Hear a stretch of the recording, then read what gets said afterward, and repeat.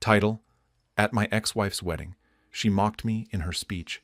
If you ever need someone to babysit your sad life, my ex-husband's available 24/7. The guests laughed, until her new husband walked up with a mic, and what he said made the room go silent. Chapter 1. The Wedding Roast. Weddings are supposed to be sacred, not this one. The chandeliers sparkled like crystal ghosts above us, the room soaked in champagne and smug smiles. My ex-wife Alina stood on the stage, microphone in hand, wearing a white dress like she hadn't worn one already, 7 years ago, at our wedding. I stood near the back of the ballroom, dressed in a plain suit, out of place among tuxedos and diamonds. I wasn't invited, of course, but her new husband, Marcus, had personally asked me to come. It would mean a lot, he said with a strange gleam in his eye. We want peace. Foolishly, I believed him. Now I knew why he insisted. Alina's voice rang through the room. And to my ex-husband, she said with a sickly sweet smile, turning to face me, I want to thank you for being so consistently unimpressive. The guests chuckled. She wasn't done. In fact, she continued, laughing with a few bridesmaids, if anyone here ever needs someone to babysit their sad life, he's available 24/7. Just pay him in pity an old pizza.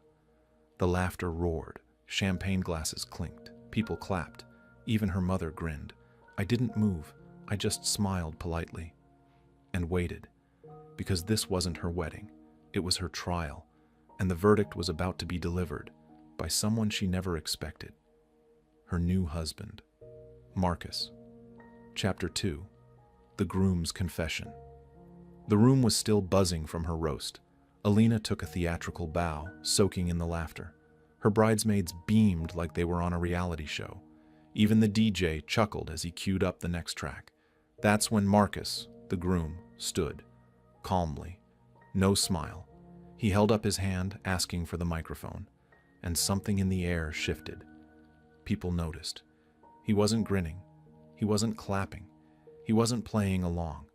Alina turned toward him, confused. Babe, she said, half laughing. You okay? He took the mic slowly. His voice was calm, controlled. Thank you, everyone, Marcus began. I wasn't planning to speak right now, but I feel like there's something important I need to say. Not to all of you. He turned and locked eyes with me. David, he said, this is for you. The laughter stopped. Dead silence. Alina blinked. Her smile faltered. 3 months ago, Marcus said evenly, I found a burner phone in our guest room drawer. It had 2 contacts in it, Boss and D. I thought maybe it was a mistake, but the texts were crystal clear. He turned back to the crowd. My lovely bride, he gestured toward Alina, has been cheating on me. Not with one man, with 4 gasps echoed. Someone dropped a glass. Alina's face went pale. Marcus. He raised a hand, shutting her down with a look. One of those men was her boss. Another, an investor I introduced her to. And the rest? He glanced back at her. Strangers. Names she never even saved. I have the screenshots. I have the hotel invoices. And I have the footage from the security camera I installed in the condo. Murmurs exploded. Chairs shifted. Phones were already out, recording.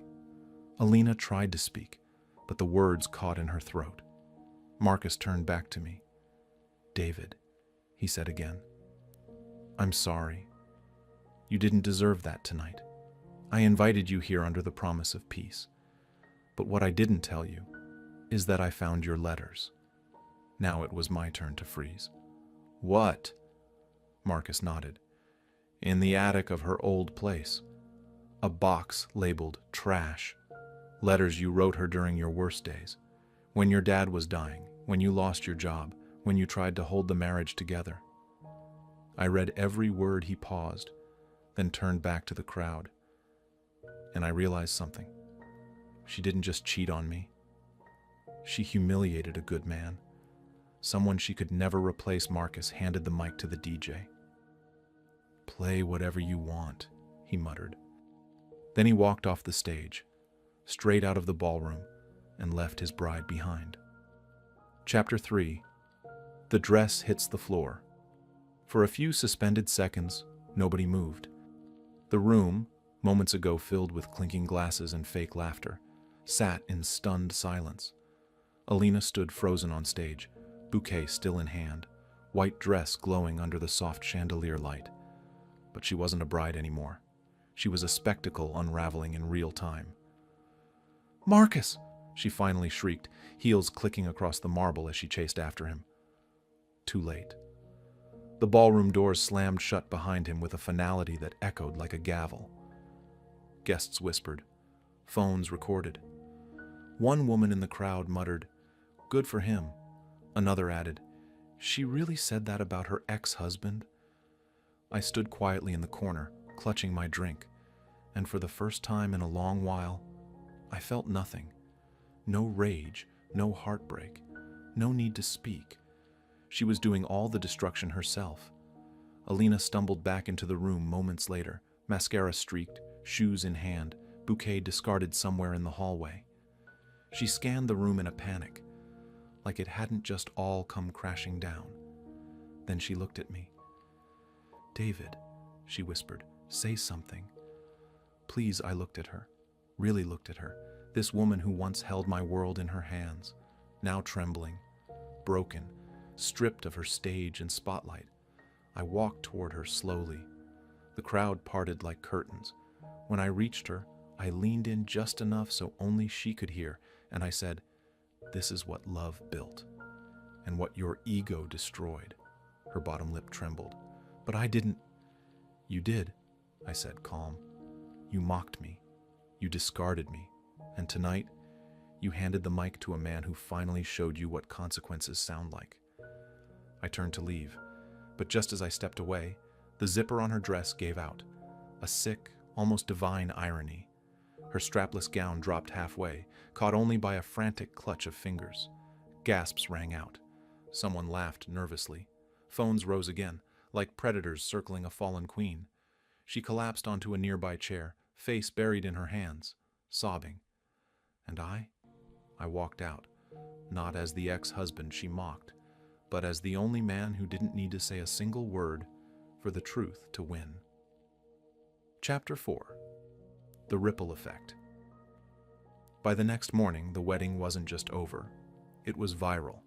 Clips from the reception flooded TikTok and YouTube under titles like "Groom exposes bride's wedding speech, then vanishes." "Karma hits instantly at wedding after bride, mocks her ex." "Best wedding revenge ever, must watch to the end." The internet was eating it up. Alina, once the envy of her social circle, with her curated Instagram reels and strong woman who upgraded her man persona, was now a meme.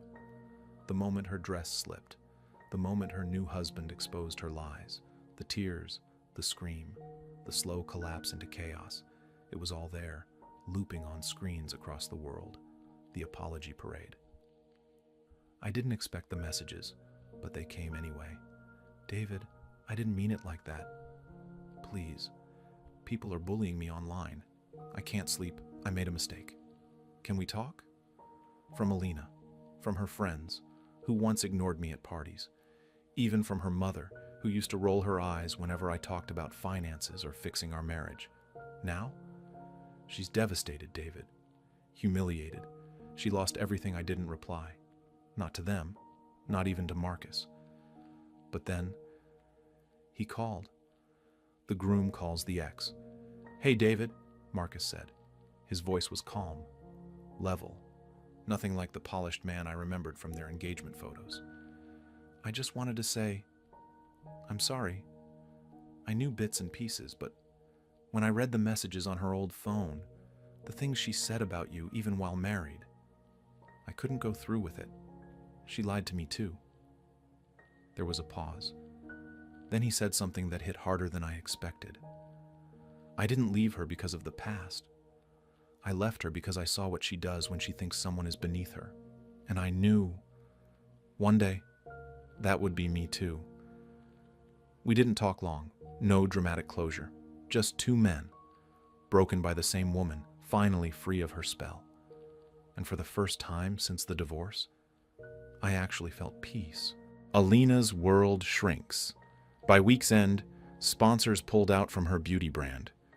The bridal magazine that once featured her engagement photos replaced her with a retraction piece titled, "When Weddings Go Wrong, a Masterclass in Arrogance." The bridal shop refused her refund. Her father, a proud businessman, told her to stop using the family name until she learned humility. Her world didn't explode all at once. It imploded, quietly, crumbling from within. Chapter 5. The Calm After Karma. A year later, I sat on the porch of my new home. Not a mansion, not a fortress of revenge, but peaceful. It overlooked a quiet lake, with sunsets that didn't demand attention, just appreciation. I wasn't bitter. I wasn't angry. I was free. And that was everything. Alina's fall. Alina tried to rebuild. She rebranded, launched a Healing Through Heartbreak podcast, but it didn't land. People weren't buying the strong woman reclaims her truth narrative when the receipts showed mockery, betrayal, and narcissism.